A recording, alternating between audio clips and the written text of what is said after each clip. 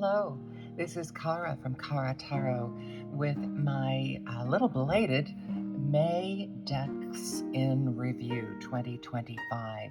It's hashtag Decks for May. I probably have a couple other hashtags going on there, but I'll check those out when I actually do the real title of this. Interesting is that these reviews, in a way, I mean, the review of the month, in a way, becomes a deck review video because I've worked with the decks more recently and I have observations and things to say about the decks. May was an animal deck month. It was a deck that I was either reacquainting myself with animal decks, or I got a couple new ones too. And that was all leading up to, at the end of May, I was doing a reading, as I've mentioned, for a fundraiser for the Humane Society. Turned out the weather was horrible that day. A huge storm was coming through. So I think I was only there for 2 hours when I had to wrap up because the wind was so bad that, a lot of the bigger vendors, their tents were flying around. And then 2 hours later, the big thunderstorm came through. So I figured I made my, there's a fee that you paid, and that was the donation, and then anything you made above that. I had thought, I might donate more if I made a lot, but I just made over my fee, so I didn't. But that's because I left early, and I always reserve the right to leave early for pretty much any event. Introverts unite. So usually I start with my month-long studies, but because they get carried over for my daily cards get carried over for several months just by the virtue of having 78 or more cards, I'm going to start with my weekly deck pairings. Not always pairings, but here, example, pairing. And so I started May with a deck that I really like, the Wise Dog Tarot by M.J. Cullinane. And one of my favorite cards, also because I have a Great Dane, but I just like that card.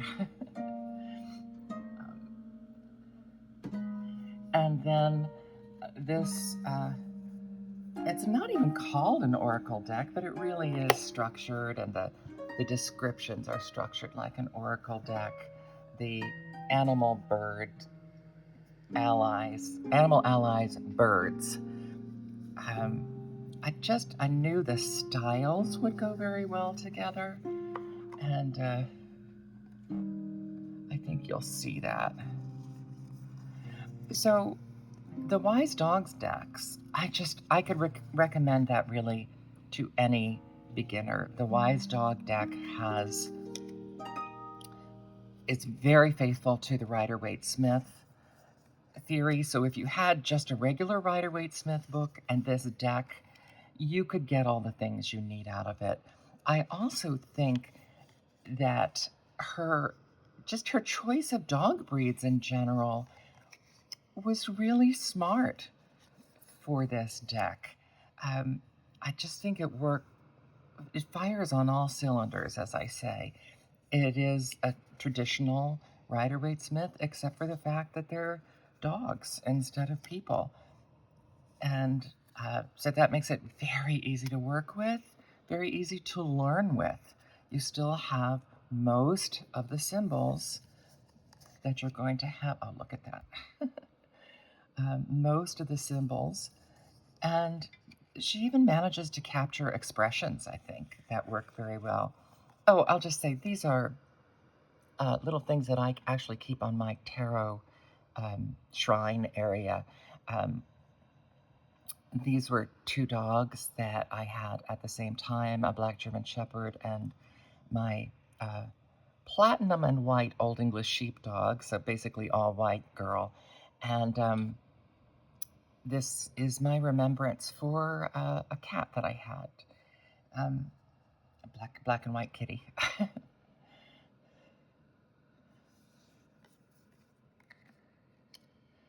So I don't know that I need to go through all of these. Um, the Animal Birds Allies, I really like the book for this as well. Oh, before I finish, MJ Cullinane's book on this, of course, is wonderful. She really dives into the symbols.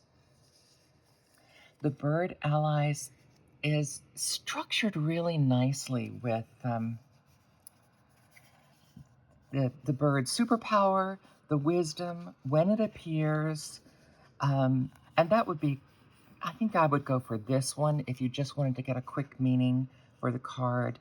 And then what the stork wants you to know. That's another one.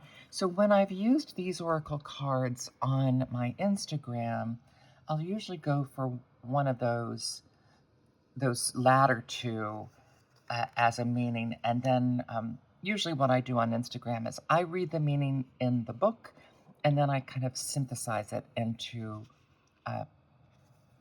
more condensed language. But I think you can see these, the interplay of these is very nice.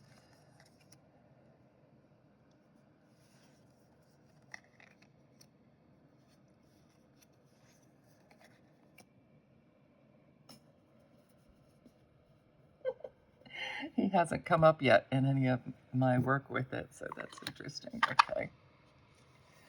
Lovely card. So, and a lovely box on this deck. I like this so much, and it's such a gentle deck that I gave this to one of my great nieces for Christmas because it is uplifting. And I also figured it's a way to learn about birds and to learn the different bird types.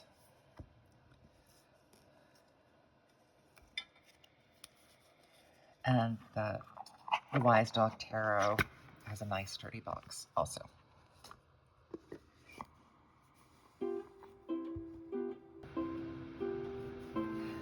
The next weekly decks, plural, that I had was the LunaLapin or LunaLapin tarot and oracle cards.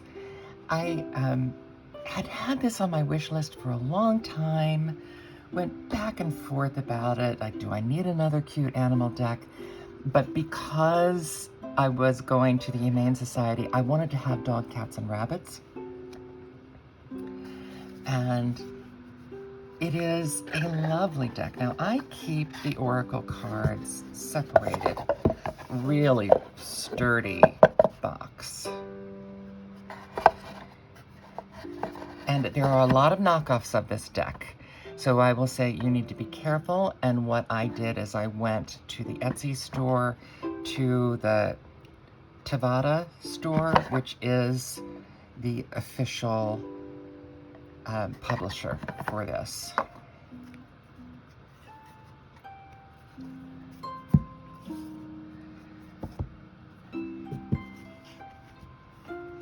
And oh, there's my certificate. It has a beautiful holographic, and it is sold, they're sold separately or as a pair. And this is one of the few times that I actually got a pair. I don't usually get oracle and tarot pairs. I only have a small, like 4 or 5 of them. So this is the tarot deck, and this is the oracle deck. I will say of the oracle deck, the word choices can be kind of obscure.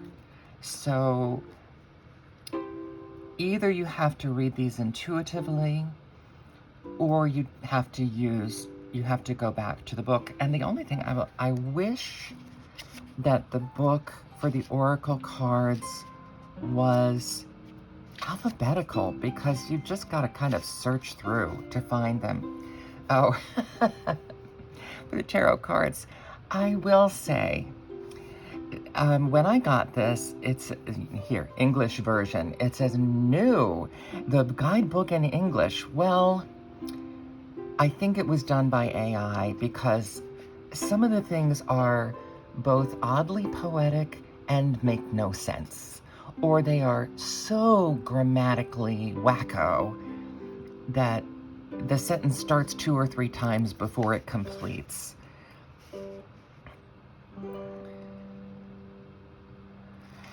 You can still make sense of it. I'm looking for one that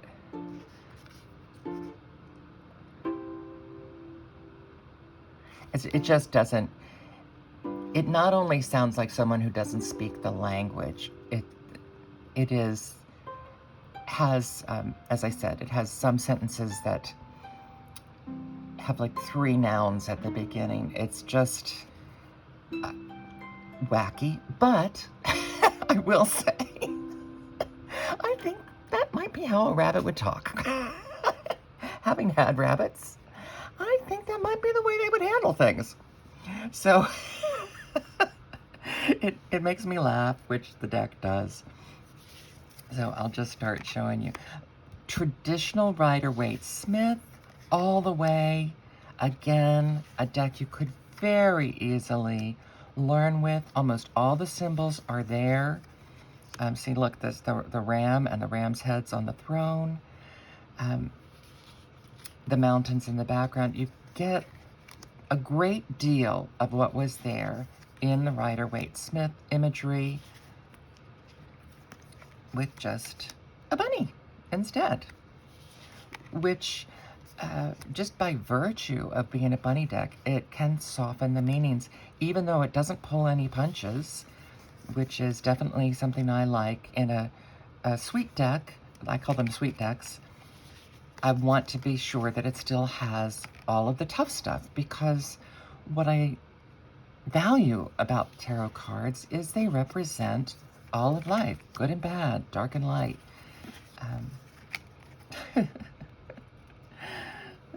This may be one of my favorite magicians.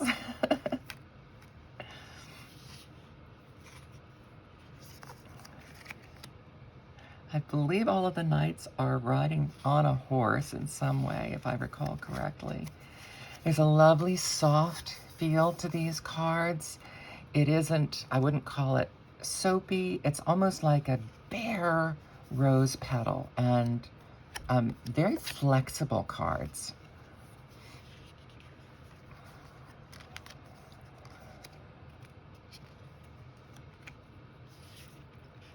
The Oracle cards, you do want to, despite the flaws of the book, you do want to read the book, because sometimes if you just went by intuitive reading, you would think it's one thing, but then they're taking it to another place. And you just want to be aware of that. Of course, you can just do your intuitive reading, but if you know that their intention is something else, I think the prime example here for me is light. This card looks very dark and I think very scary, but yet it is about how a single point of light breaks the darkness, which is like one of the most light things you could be thinking. So you want to read the wacky guidebook, even so.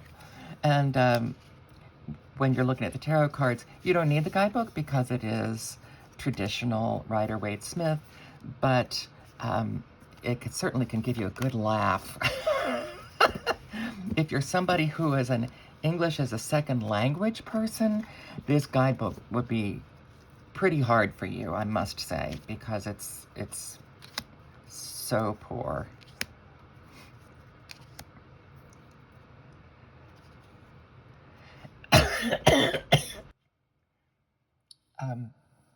Excuse me, that's what I've been dealing with all month. It's been a bad month, getting worse for my asthma. I stopped here to say I'm in the process of reading The Secrets of the Rider-Waite Smith. And this brings to mind that in the original, I never thought they looked like children, even though it's the Six of Cups. I always thought they looked like small adults. And then I found out from the Rider-Waite Smith, it actually is a painting of Ellen Terry in one of her roles, playing a child. So that carried through in the Rider-Waite Smith to me, is that I always saw it as a small adult in costume in the original. And even here, I think this one, even though very small, looks like an adult to me. So I find that interesting. So even little nuances like that get carried through in this deck. See, look, all of the symbols of this card are still here. That hermit looks very unhappy.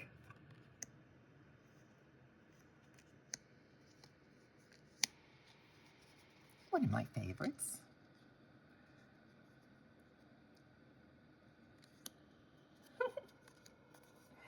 So obviously, this just, it makes me laugh.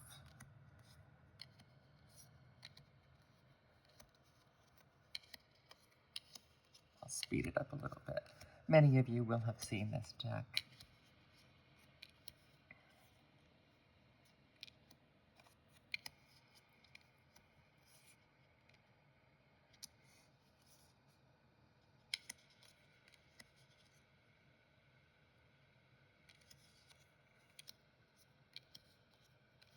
They're just a very easy read and delightful. It is the creator is not French, but it's I think a French deck, LunaLapin, which means moon rabbit, and the dubious English version of the book.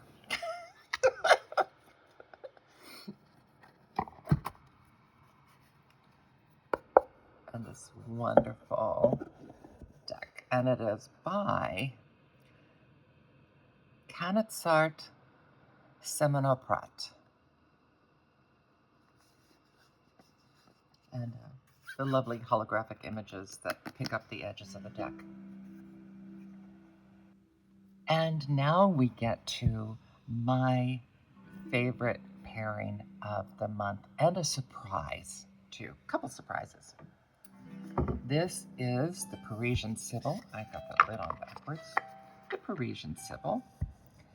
And Taroko Studios, Les Metamorphoses du Jour. These are, now I knew this was the artwork of J.J. Granville. This is his political satire drawings, which are of animals in clothing.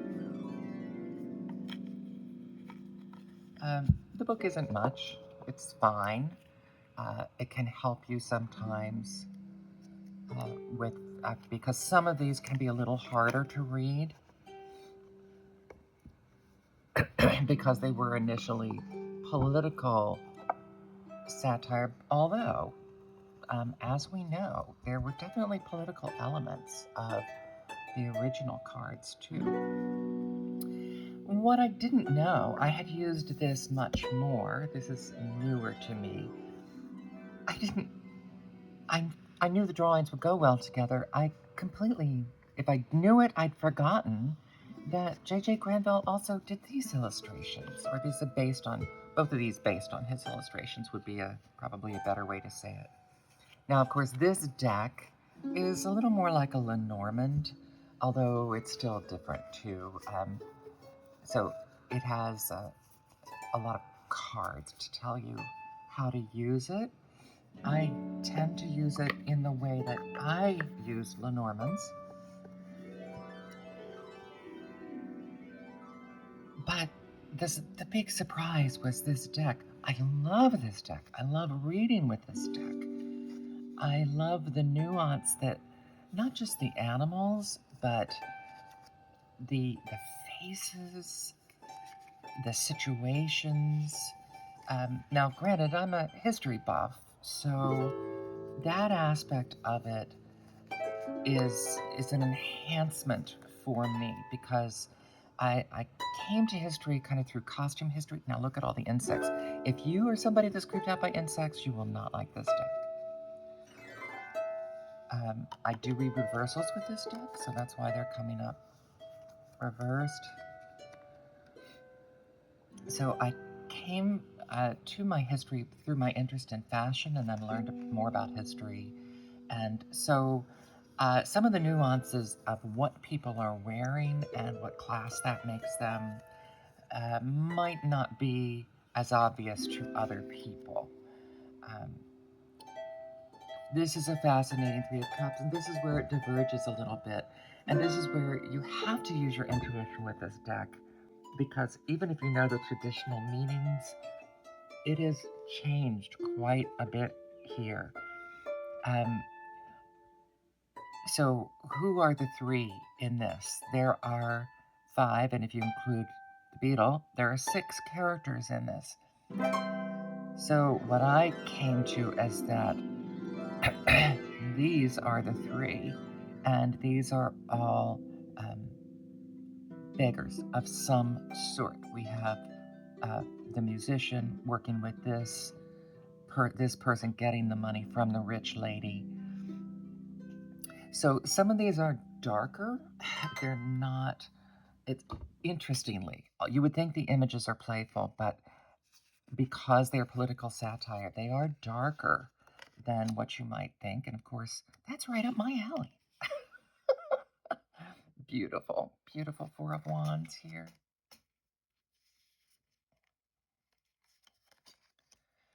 Now, see, these harken back to an older time period. And you know that from the costumes. These are going back to Louis XIV period.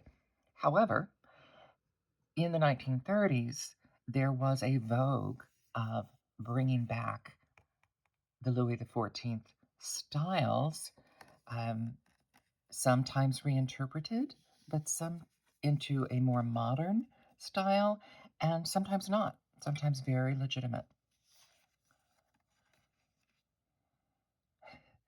Here we have direct satire, where this is who he is, but that's what he sees.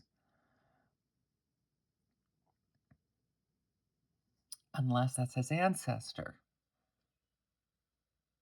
If it's not a mirror, it could be a portrait, it's his ancestor. So we have both kind of meanings. And look at the peacocks embroidered on the chair. I just love this deck. I enjoyed, and it tremendously surprised me. Now the Emperor, look at the cruelty of this Emperor, and boy, doesn't this resonate today.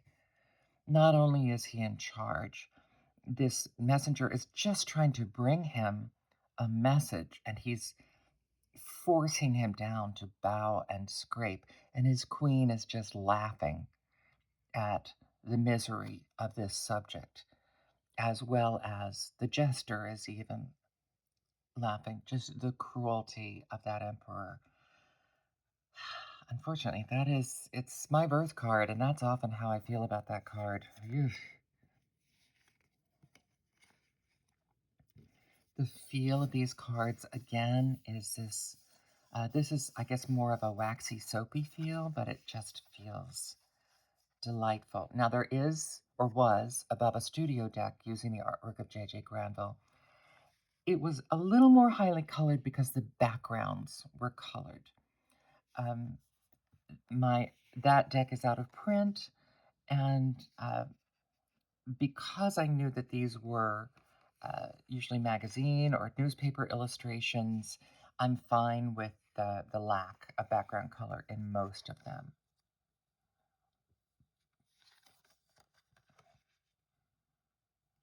And then these have a more traditional card feel to them. These are by Carta Mundi. More traditional card weight, plain card weight, just fine. And it also has the playing card images.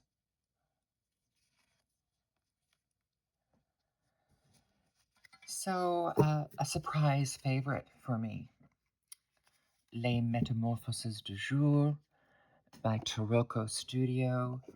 If you haven't been to their website, you should, because they have several other really glorious looking decks. Just tremendously pleased both with the pairing but in particular with this deck. I think it's going to become a favorite of mine.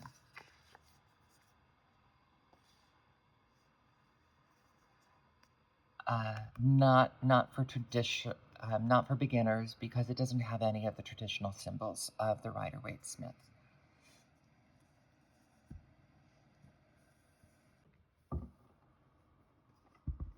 My next pairing is not really a pairing. It was just two decks that I was using at the same time that week.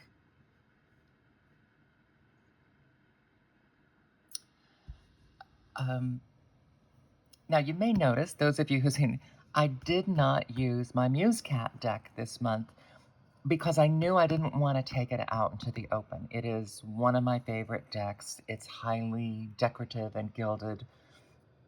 I didn't want to lose it. So the MJ Cullen names are a tougher cardstock. They're more like Oracle cardstock. And this had been out of print. And then I got this when she was having a sale. I think through her Instagram, she said, I have a few of these decks left and they'll be gone. But I have found it on other sites now. So it's not entirely gone.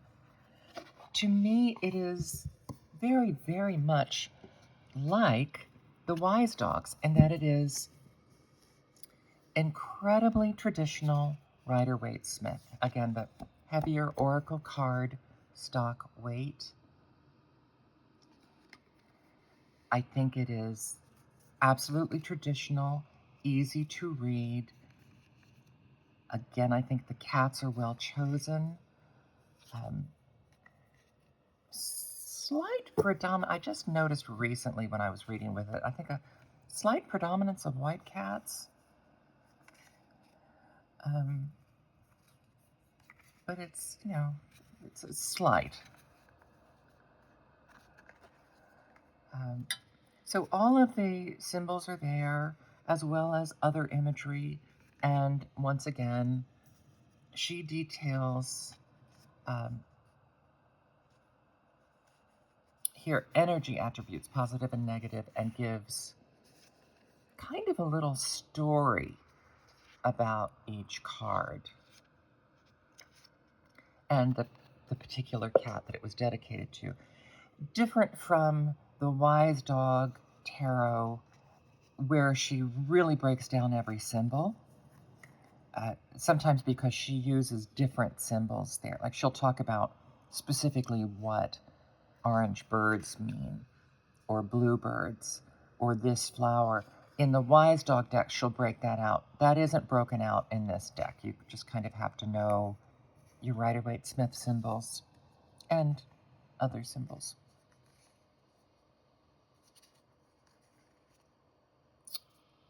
And yeah, I'm not using these together because I didn't use them that way this week. I used them separately with other Oracle cards, which I will get to at kind of a separate category. Because when I pair them this way, the Oracle cards that I use with them or not are random, or more random.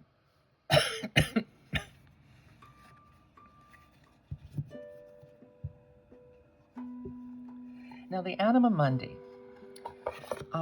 If you've been watching my videos for a while, I came very close to getting rid of it.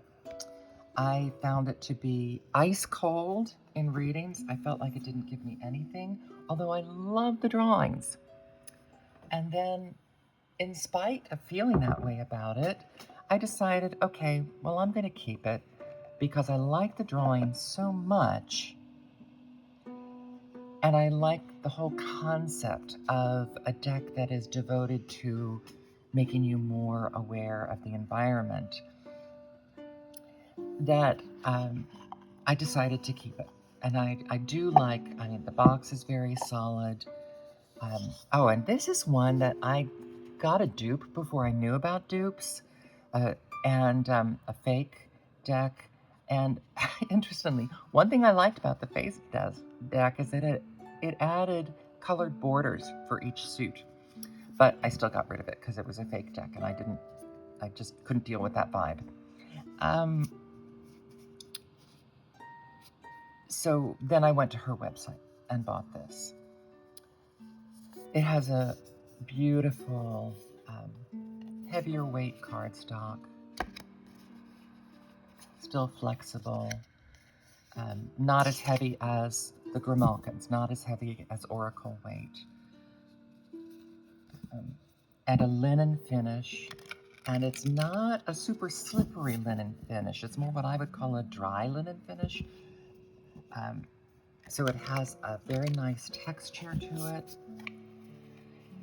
And so I told you all the things I had been thinking about this deck. Let's see, this is just gorgeous.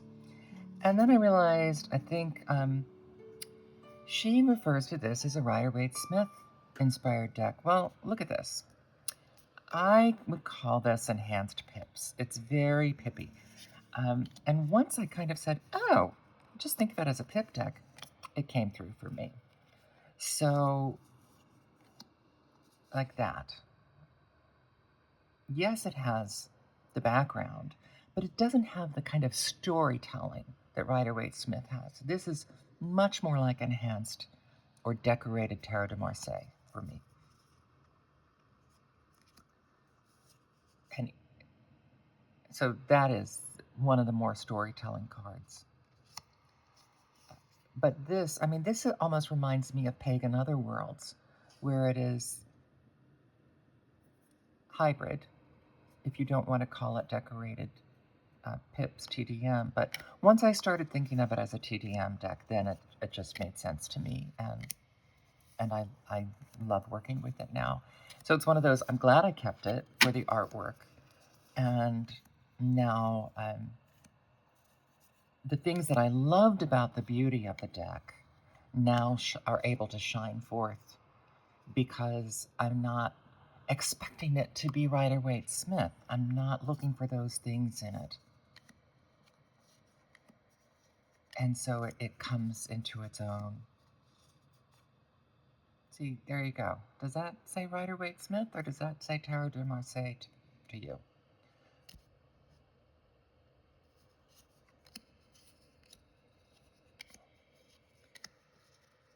And so that's kind of how expectation can make a difference in a deck. And it is one of the reasons to not get rid of a deck right away.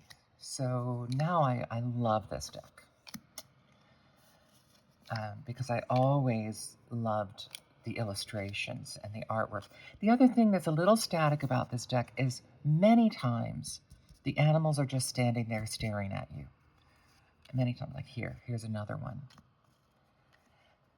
So, and here's another one. They can just be a little static. And in that way, it's also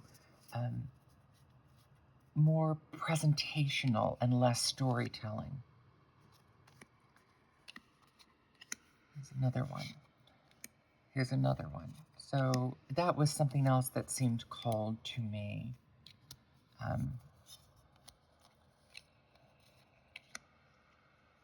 This one has more storytelling. But any of them that are individual animals, not so much. But anyway, I'm fully on board with this now. Really glad I gave it time to speak to me and for me to kind of figure out what it is to me. The beautiful, beautiful Anima Mundi tarot. And now I get to some of the other decks that I used this month. I'm going to start with another pair. When I got the LunaLapin, I also came across this deck, which is older, 2014. And the Oracle is 2022, so it was made later. The wonderful thing that she did, it comes in multiple sizes. You can see this is a small deck. And I have very few mini decks. But she has this deck in many different sizes. And for each size, she has the Oracle deck in the same size. So once again, I got the Oracle deck that matches it. This is from her Etsy shop. Now you see these black borders on the back. On the larger size, it has the black borders on the front. And for some reason, this one, the not having borders with these candy colors, and especially not having black borders with these little sweet candy corn colors, cotton candy, just made more sense to me. And so then once I decided that that was the size I was going to get of the tarot deck, then I got the matching Oracle deck. The color palette's a little more jewel toned and richer in the Oracle deck. So I actually have found that I use it with other things. It has very simple kind of 2 or 3 word explanations of them. So they're really good to use. If I think of it, I'll link my video where I was using Oracle cards to create my tarot spread. And shout out to the more intuitive me, because then she just made a VR out of that, even though I wasn't requesting that when I did that. So that was nice of her, and she gave me a shout out.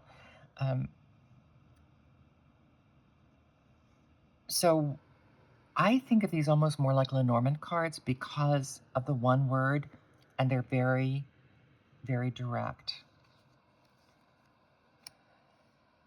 Carrots or swords. There's an emperor I can get with. So this emperor has all of the suits. Wands, carrots or swords, tulips or cups, and daisies or jasmine flowers, I think of these as jasmine flowers, are the pentacles. Interesting devil.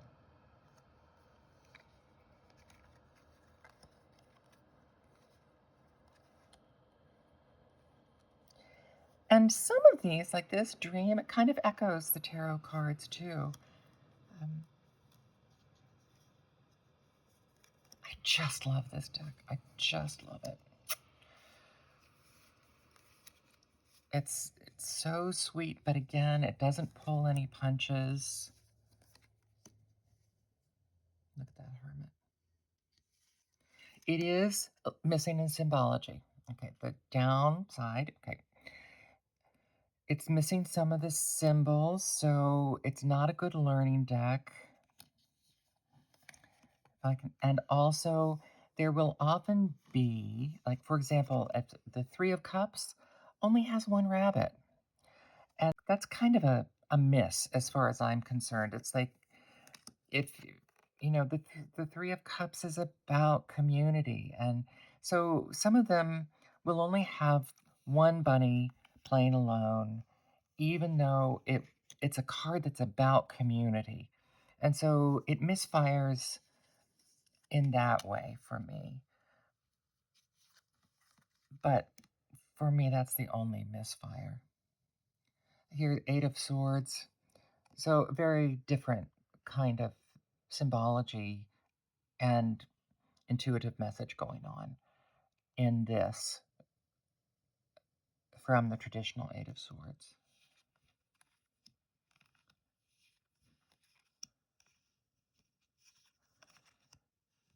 Again, this is not a new deck. It was completely new to me. For some reason, I had never seen it, even though there are a ton of walkthroughs of this deck. So, as I said, it's not an easy reader because it's missing some of those things, but it's fine. I mean, I still like the way that it reads, and it still has both light and dark.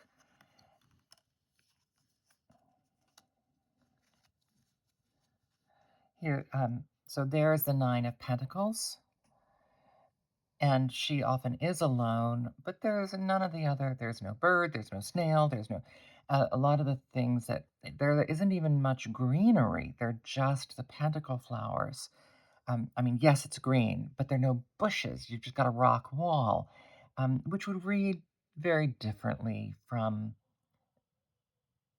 the traditional Nine of Pentacles imagery, which is fine. It just reads differently, and so I do this combination of knowing what it means and intuitive anyway, because I believe that you read the picture in front of you, even if you know the meanings, that you read the picture. The pages, I believe, all have flags like that. And again, this is just a smooth cardstock. But it's matte, smooth, matte. So it's a little slippy, but just beautiful. I adore this deck. So even with the darkness, especially some of these can be quite dark, but even the dark cards, and here's a strength that does not have a lion. I think all of the knights are on goats. Now here's an example of what I was talking about.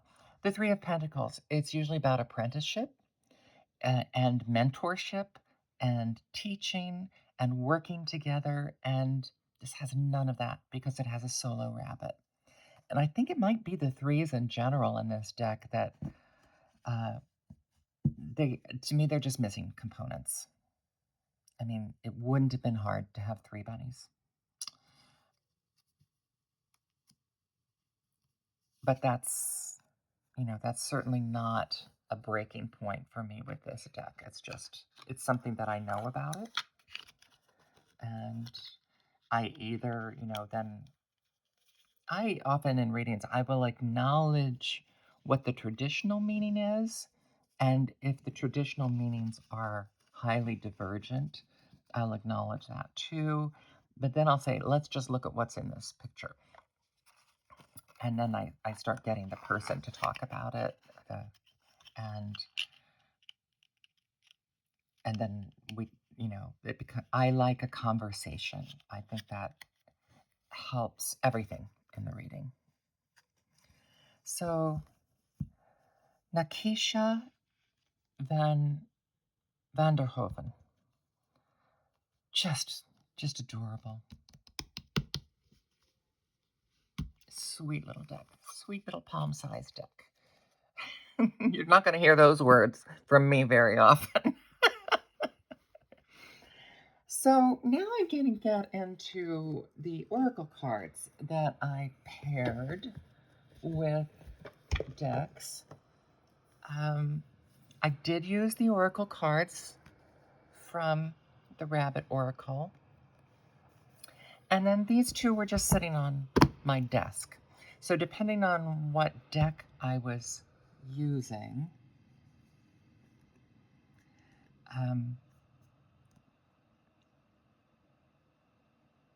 it wasn't just two. It was these two. This was a new deck for me that month, and this was the traditional deck that I took along with me. And I did end up using it, and beautiful results. And then, of course, Radley Valentine's Tarot, Animal Guides Tarot, which I use as an oracle deck. It just doesn't really work for me as a tarot deck. So let's get into these. Let's do largest to smallest. So we'll start with Sacred Blessings Oracle cards. This was also new to me that month. Um, it has a. This is one of those decks that's put together by multiple artists. So there's a wide disparity in what the imagery looks like. They were given, I think they were given names and then the message, I guess, is by Evening Star.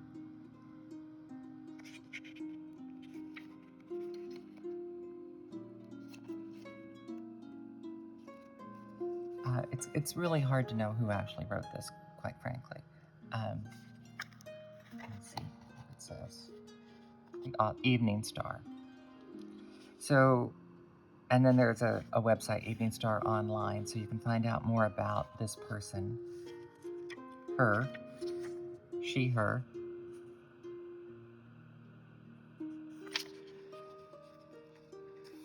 So there's the message, and then there's message and reversal.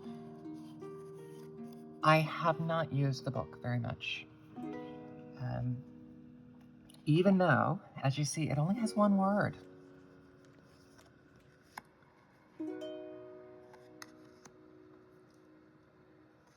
Or a concept. This is another deck that for me is very good for using the oracle cards to create your spread questions. Because I find the more concise the words on the card, the easier it is to make a question out of that. I guess maybe you have a little more flexibility. Because then it can be a who, how, why, where, when question, because what's written on the card doesn't get in the way of that.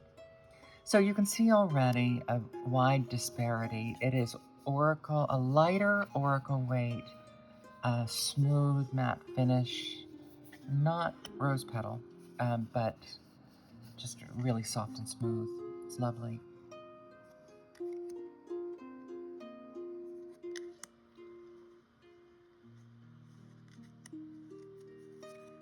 So this is one of the decks that was just spoke out to me, and I moved it over to the desk, and then whenever I was seeking an oracle card to use with the reading, or in my pick one out of 4 that I do on my Instagram.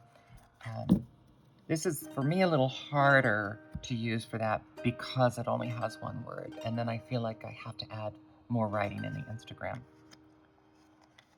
So you can see, I think it's 4 artists created this.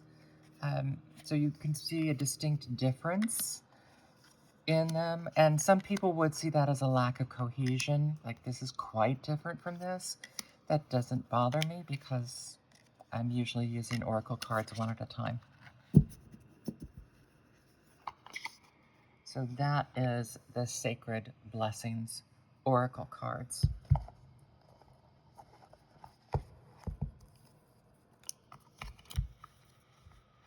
Trying to find out who publishes that. By Animal Dreaming Publishing. I found that that just came up on Amazon, and I said yes.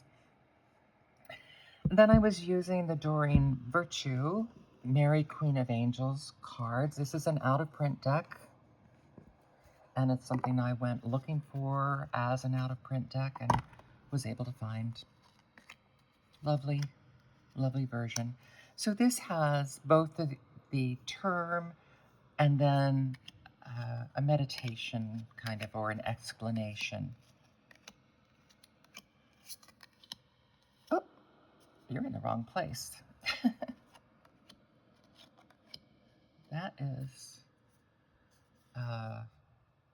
that's one of the Angel Wisdom cards of Bradley Valentine. Okay.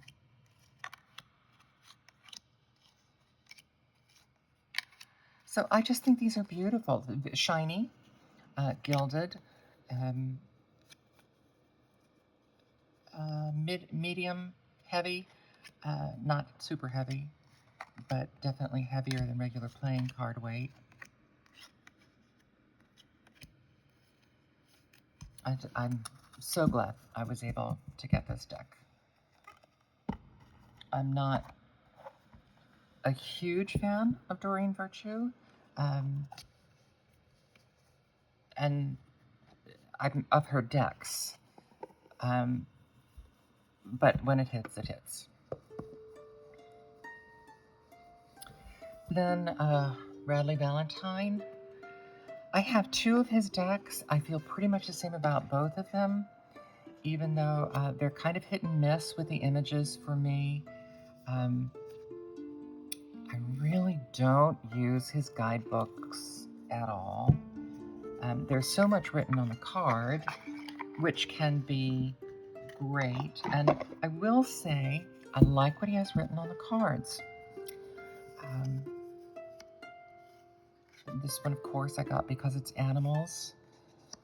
But I simply don't connect with it the way I connect with my other tarot decks, where I feel like the images seem kind of random for what the card is and what's written on it.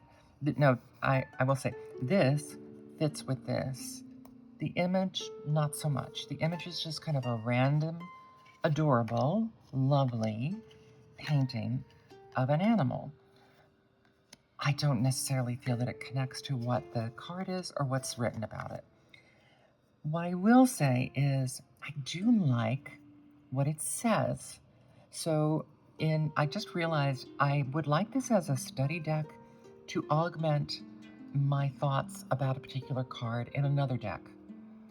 So if I'm looking at the Fool in another deck and I want a new slant on it, you're starting a new adventure. Run free and take a leap of faith.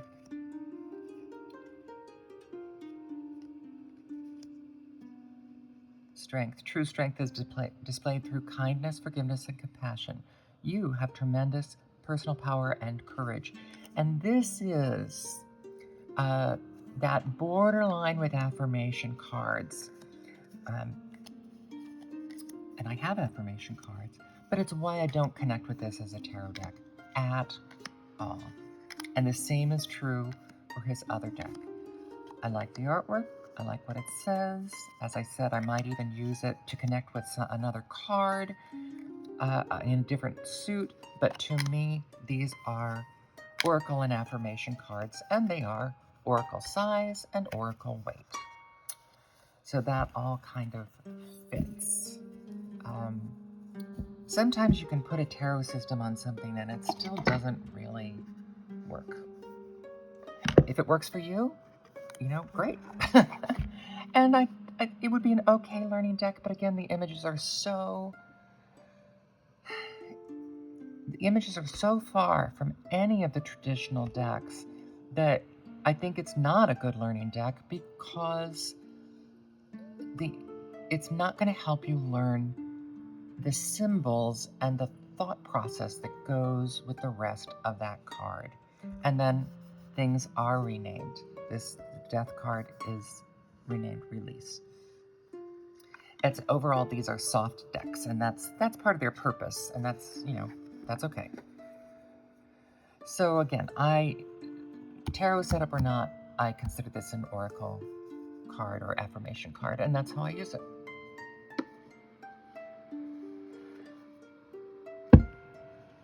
Can I just say A+++, Cat Pierce, go to the head of the class.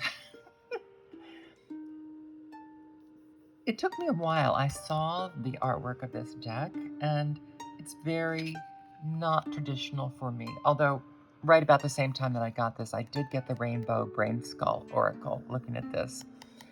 So it was speaking to something that was going on with me right then. But in general, not my style, and that's one of the reasons I got it. When I get decks for reading, I do try to pull things that are not my style so that I can have things that might speak to someone who doesn't have my style. Plain and simple. Everything about this fires on all cylinders. For any modern deck, if deck needs to have diversity for me. This does. It has keywords, but they're integrated so subtly that they might not even be seen. And if they are seen, they can be almost subconscious. The color and the brightness of this deck, I've gone through it in I think one of my last 10 decks. Every single card has a quote. Not a great deal on each card, and it reiterates the keywords here that are on the card itself. The writing is very clear and conversational. And then I love a quote. So the quotes were how I was using these as affirmation or oracle cards and affirmation cards with my other decks.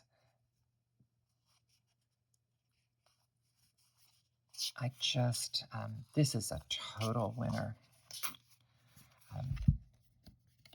Heavyweight, not quite oracle weight cards, heavyweight, smooth finish, matte smooth finish. Everything about this is just top of the class. And I think you've probably seen enough of my decks and enough of my usual interests to be surprised that I would be saying that about this. And so am I. And it's inexpensive. So it's a Hay House deck. Win, win, win, win, win.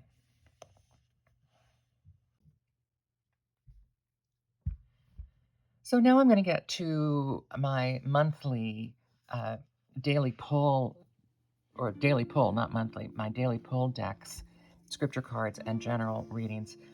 Most of you who've seen my previous ones will know I was using Terra Volatile as a scripture card, daily scripture card, using Brittany Muller's The Contemplative Tarot. And this deck not only has a fifth suit, but it has a lot of alternative cards.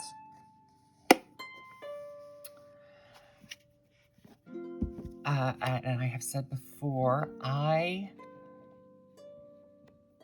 it's a linen finish. It's beautifully produced. I adore the artwork. And the fifth suit, by the way, but no problem for me. And yet, I've said before, I thought this was going to be my favorite deck. When I saw it, I waited a long time to get it, and I really thought this was going to be my favorite deck, and it's not. It just isn't. I love the artwork, and I love all of the historical, cultural references within it. Now, I will say I was using it for a daily draw, and it may have been a perverse choice to use for scripture cards, but that's one reason I chose it for that.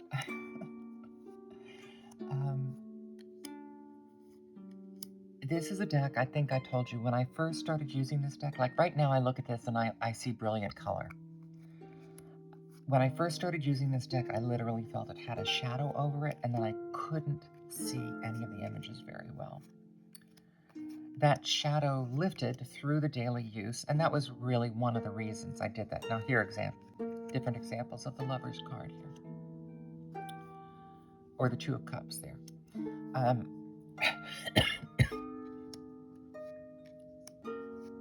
Oh, should I give a nudity alert? Too late. Love that Ten of Wands.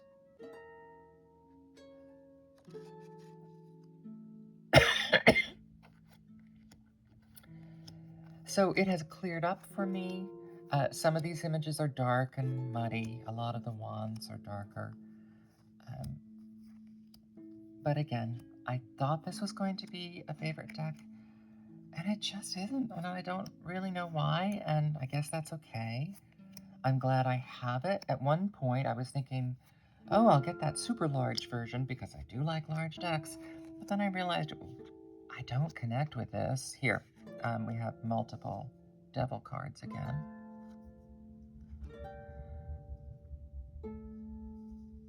Some of it may be things like this, Temperance, which is a card I just love. This feels very dark for me for a Temperance card.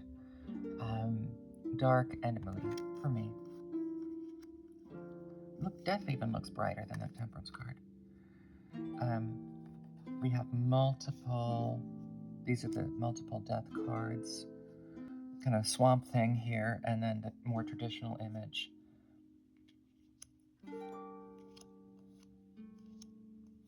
It may be the alchemical element of it that is distancing me from it. But I look at it, and every single card, I'm like, oh, what a gorgeous image. Oh, what a gorgeous... Even the dark, kind of creepy ones. Now that I said that, maybe it's going to be a Halloween deck for me. It is kind of dark and creepy. I love the concept of the fifth suit, which, being alchemy, it would be theoretically tied to the Judeo-Christian mindset of the time period when they were pursuing alchemy, even spiritual alchemy. And yet that suit, which is supposed to be about spirit, is so dark. That's another thing that puts me off that suit. Although I love the vessels in it. So it's just kind of... This could be the victim of my expectation, and I had to wait a long time because they were having trouble with their publisher.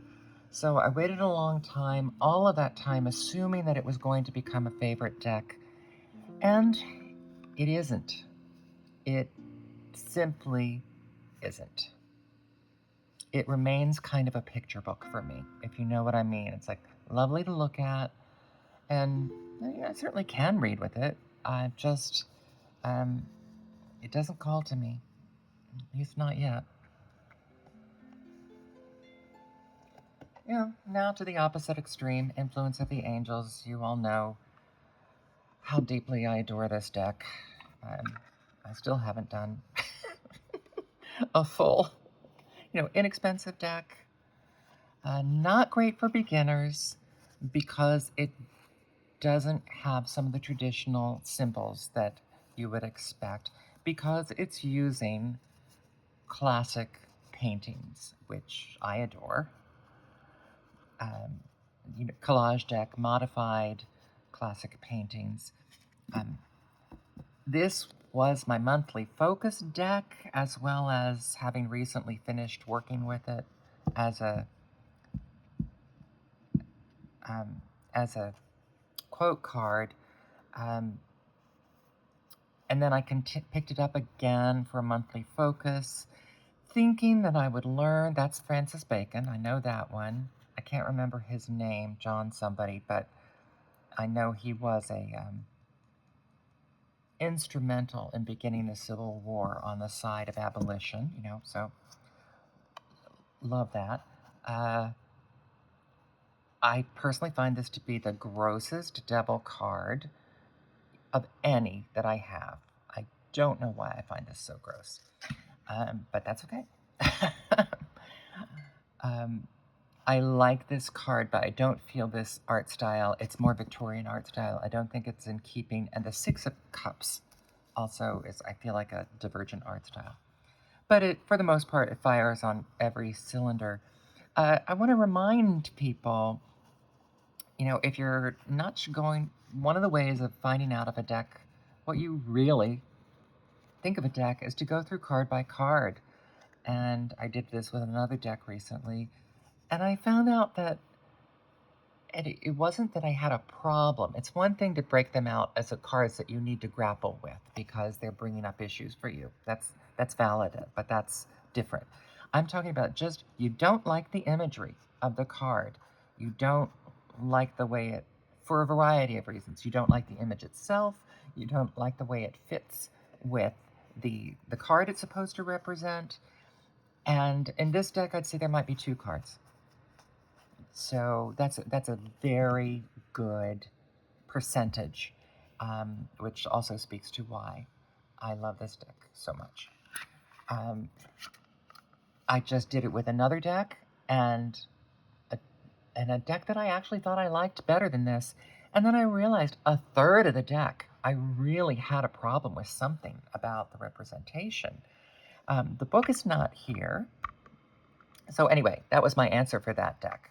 I had put it out to give away or sell, and then I brought it back, and then I went back and forth, and then I did that, and I said, oh yeah, there's a reason I'm struggling with this deck. I don't like it, and so I don't need to keep it.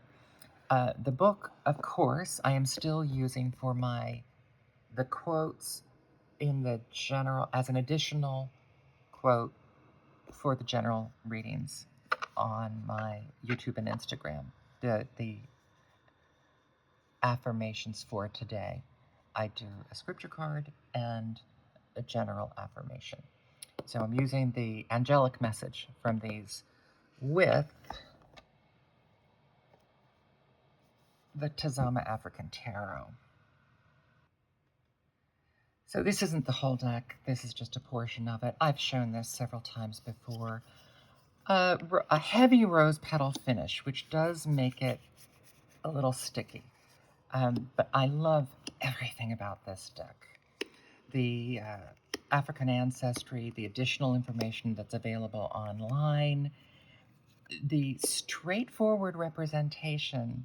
And now there's the 4 of Wands. I think you would know that as a Rider-Waite-Smith reader. You would know that card anywhere. They're just so incredibly straightforward, and yet, and they still have the background, but yet they're pared down with these brilliant jewel tones. And then the black and white imagery, which really unifies the deck, because some of them are actual photos of people and some of them are illustrations. And so by keeping them all black and white, it really unifies the deck. And then the gilding, the isolated gilding, it's just gorgeous deck. And even though it doesn't necessarily slide very well because of this heavy rose petal, it does feel like velvet in the hands.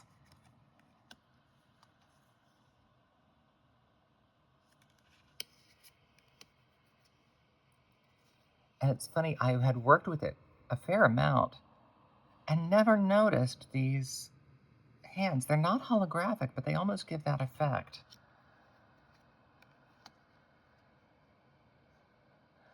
The 9 of Pentacles, and for some reason she reminds me of Eartha Kitt. Just wonderful. Everything about this deck is wonderful. I am currently using this, and this is this kind of buttery gilding. I got this used, and so the box is dinged up, and not tremendously, but it's dinged. And the suede pouch that fits this box never came with it when I got it. And that was fine, because I knew I just wanted to dive right into the cards. The cards are in excellent condition. So I'm about halfway through this deck for my general affirmation deck. And then since I finished up with the Terra Volatile, I made maybe another perverse choice for my scripture cards this month.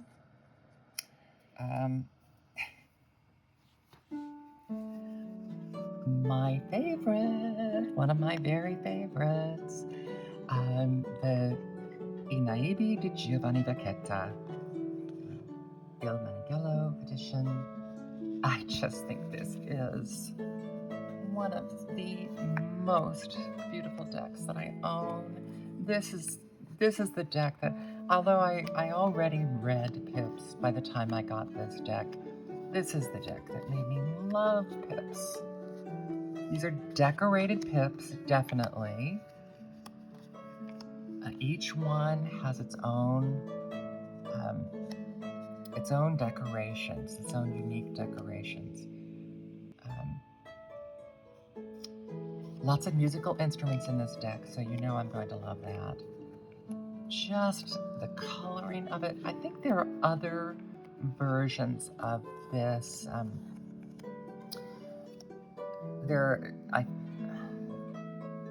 want to say that there is a Lo Scarabeo version of it. The coloring is a little different. I just love it, love it, love it, love it, love it, love it. Do you understand how I'm feeling about this? I think you do. So that was not the full deck. Because I'm still using them, I keep them in a certain order, and I didn't want to mess that up. So anyway, I think that's everything that I used in May. And I've said before, the disadvantage of using a deck for the one a day pull is that it doesn't necessarily, it does help you get to know each card of that deck better and get to know the tone of that deck better. It doesn't help you read with it. Of course, it doesn't help you read with it. Because, I mean, yes, you can read individual cards, but that's not the same as blending them into a story and into a fuller reading. And I think you know by now, I like large readings. Maybe not, because my daily readings, I usually keep rather smaller because I'm also trying to keep the time limit down on those, but I will break out larger readings on that. So the big winners of this month, if I had to call them out, and of course, influence of the angels is everywhere, all the time. Is the wandering star. Of course, you know, he's staying right here.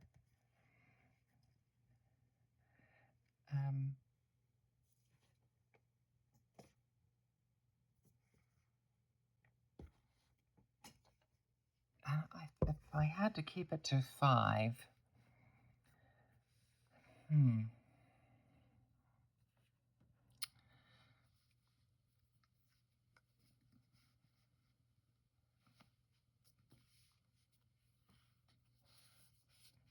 I'm tempted to say Anima Mundi just because I was ready to throw it away.